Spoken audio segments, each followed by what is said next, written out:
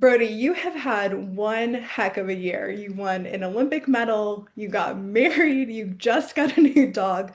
Can you talk to me about the whirlwind of this last year? Oh my gosh, yeah. I mean, coming off the Olympics, it was kind of just a whirlwind with everything going on, like you said. Going on tour for 2 months, which was crazy. It was so fun and just chaotic and everything all at once. But I enjoyed it, had a good time, and then I got to spend some time back home with my family for a little bit, and I think tour ended in November, and then I spent from November to pretty much through December trying to figure out if I was going to keep doing gymnastics or not. Um, Coming out of the Olympics, I was pretty, in my mind, I thought at least I was dead set on just being done with the sport and kind of, moving on to the next chapter of my life. But I kind of just looked back and, thought maybe there's a little bit more that I can give to it. So it was definitely a hard decision, but I definitely wanted to take this year, and I had this conversation with Psych.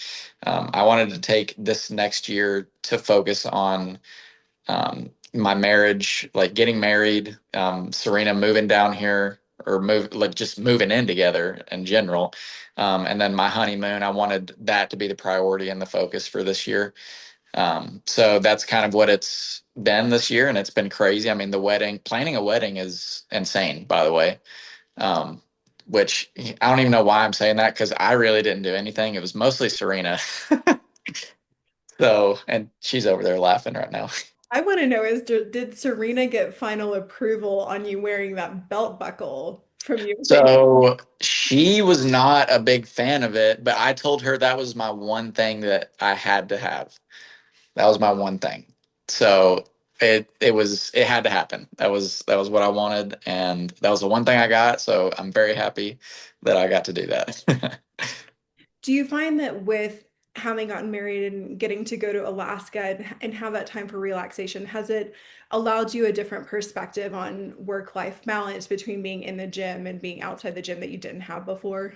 Yeah, absolutely. I mean, pretty much up until this year, there's really not been a work-life balance as I mean you would call it because I mean you've got Winter Cup in February and then championships in August and then you've got World Championships and late October. um, there's not really time to just relax and be a person. So that I wanted that to be a priority coming into this year, and we made it happen. And it was awesome to just kind of relax and be like, okay, like this is what normal people do. They go on vacations and they hang out and go do stuff, and you go eat at cool restaurants and stuff. So I've really enjoyed that, but I will say it's been pretty hard to get back in shape after the honeymoon because I did not hold back at all while we were there.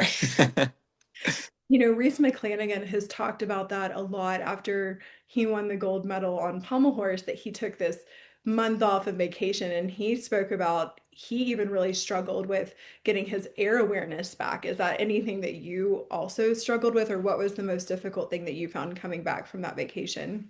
Um, I mean, the most difficult thing that I found coming back has just been mainly just dealing with injuries, and not like big injuries, but like the aches and pains that come when you haven't been doing your sport for a long time. So when I moved back down to Florida in January, it was probably like a month and a half of just, shoulder issues, wrist issues, elbow issues. And it had to be a very strategic comeback. I couldn't just come back and go do like all of my skills on pommel horse again. Like I had to ease into it. I had to ease in back into my ring strength so that I wasn't, straining my elbows or straining my shoulders. So it was very strategic in that, and just, I mean, it's painful. What I've found for me is the longer I take off, the harder it is to come back, and it's not really the air awareness or the skills coming back. It's more just getting my body in a place where I can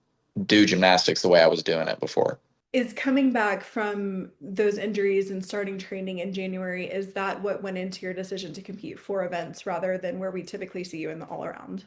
Yeah, so it was kind of that taking after taking the time off and coming back really super slowly. And then, taking a look at the schedule of, what I was going to be doing, getting married and going on my honeymoon and stuff, it was just going to be hard to get back to where I would want to be able to compete all around. So, decided to make this year a little bit more low key, I guess you could say, and just do 4 events. And also, it was just something to kind of rest my knee a little bit more. I mean, going into the Olympics, it was pretty much giving my knee everything that I could take.